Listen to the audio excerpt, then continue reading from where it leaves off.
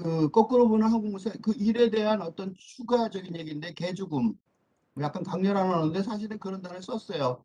1992년도 늦은 나이에 등단하면서 도덕적이거나 윤리적인 목적을 위해서가 아니라 아니 나를 포함한 죽어야 할 운명을 안고 살아가는 생명이 개죽음이 되지 않기 위해서 이 투쟁에 참여해야 한다고 생각했다.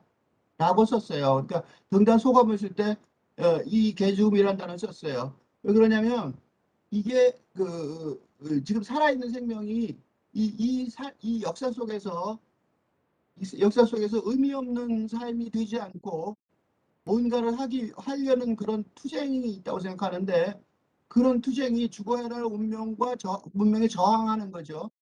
그런 얘기를 썼었어요. 그런 거를 최승호 시인이 그런 정신을 받아준 것 같아서 고마웠고 그래서 직접적으로도 하고 싶은 말을 자유롭게 하기 위해서 시를 써서 발표해야겠다라고 고백을 했어요. 개인적으로도. 그러니까 자유롭게 하기 위해서 그런 정신을 지금 이런 작업에 지금 반영을 하는 거죠. 얼마 전에 은근히 걱정해주는 박찬일 교수와 만난 자리에서 누구의 눈치도 보지 않겠다고 말했다.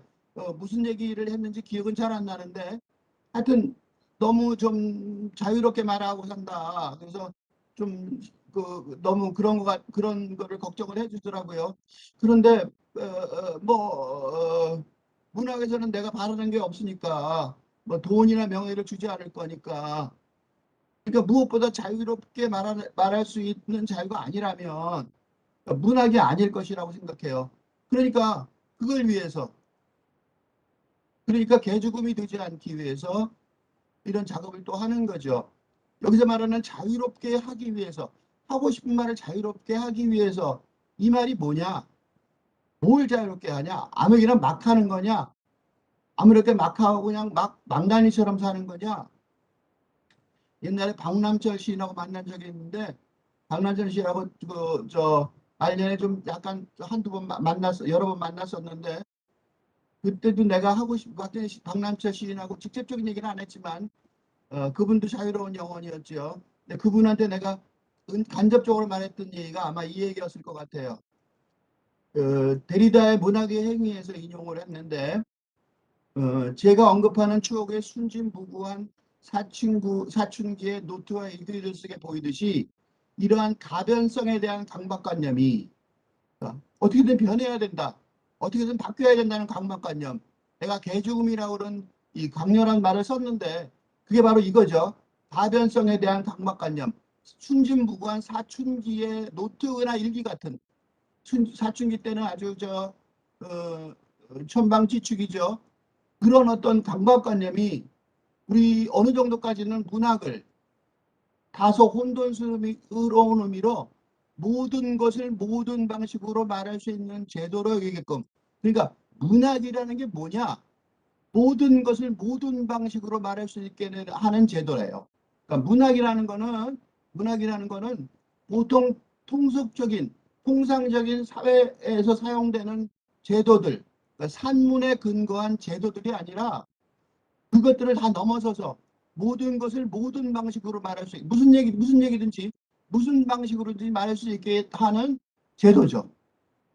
그러니까 이런 자유, 이런 말도 못하는 자유, 이런 자유가 바로 문학의 공간이고 그 문학의 본질, 그게 바로 가변성에 대한 가변성, 항상 변해야 된다는 강박관념이란 말이죠. 얼마나 심하냐면 사춘기의 노트 정도까지, 그 정도까지의 강박관념, 그 정도까지의 자유로움인 거죠.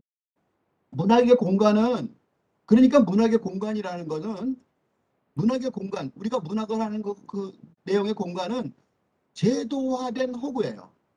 그러니까 이거는 진실을 말하는 게 사실을 말하는 게 아니죠. 진실은 모르겠어요. 그죠? 하지만 산문이라고, 그러니까 문학과 구별되는 게 바로 산문이죠.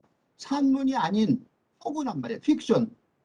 그러니까 원칙적으로 모든 거를 말할 수 있게 해주는 허구적 제도이기 때문에 그래요. 그러니까 문학의 본령은 기본의 산문의 압력, 기존에 있던 어떤 제도가 갖고 있는 보통 제도들은 산문으로 되어 있죠. 그리고 그 산문의 제도들은 법에 걸리죠. 근데 모든 것을 말할 수 있게 해준 원칙적으로 그런 허구적 제도이기 때문에 그런 거죠. 모든 것을 말한다는 거는 모든 것을 번역하여 한데 모으는 총체화하기 위해 공식화하는 의혹이 아니라, 그러니까 이게 아니에요. 공식화해서 총체화해서 하는 게 얘기하는 게 아니라, 그러니까 공식화는 아직 안 돼요. 공식화가 아직 안 된 것들이 문학이죠. 그러니까 뒤집어 말해서 문학은 금지로부터 해방됨을 말하는 거죠. 그러니까 그러니까 자유로움, 금지로부터 해방됨, 이게 문학의 핵심이죠. 법이 법을 규정할 수 있는 모든 영역에서 자신을 해방하기 위해, 법이 법을 규정할 수 있는 모든 영역, 이게 산문의 영역이죠. 그러니까 우리는 문학을 제외한 나머지 영역은 산문의 영역이고 규칙과 법이 적용이 되는 영역인데, 문학은 그거를 바로 거기서 해방을 시키는 거죠. 그러니까 모든 것을 말하는 경험을 통해서 우리가 법의 핵심을 사유일수할 수 있게 해준다는 거죠. 그러니까 기존에 있는 법의 핵심, 그 핵심 자체가 틀렸다, 그게 이상하다 라고까지 말할 수 있는 거예요. 다시 말하면 제도를 범하게 하는 제도인 거죠. 그러니까 기존에 있던 제도를 범하게 하는 제도, 이 자유로움을 말하는 거죠.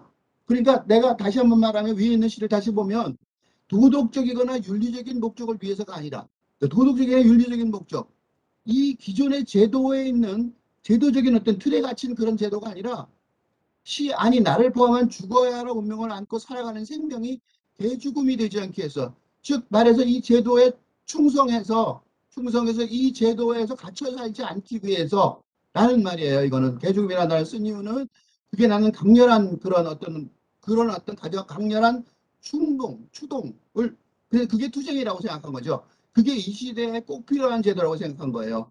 그거를 이제 다른 어떤 보통 쉬운 선물말로 말하자면, 하고 싶은 말을 자유롭게 하기 위해서, 이게 문학의 본령이라고 생각한 거죠.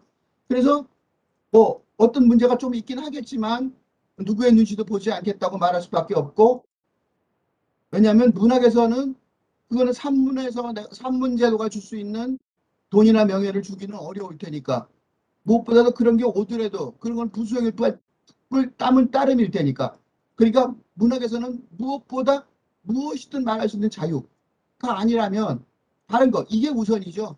나머지 것들이 어떻게 될진 간에 그건 나머지 것일 거고, 뭐 그런 어떤 어, 속물적인 어떤 욕망이 없을 수는 없겠지만, 그렇지만 그거에 종속된다면 더 이상 문학이 아니겠죠.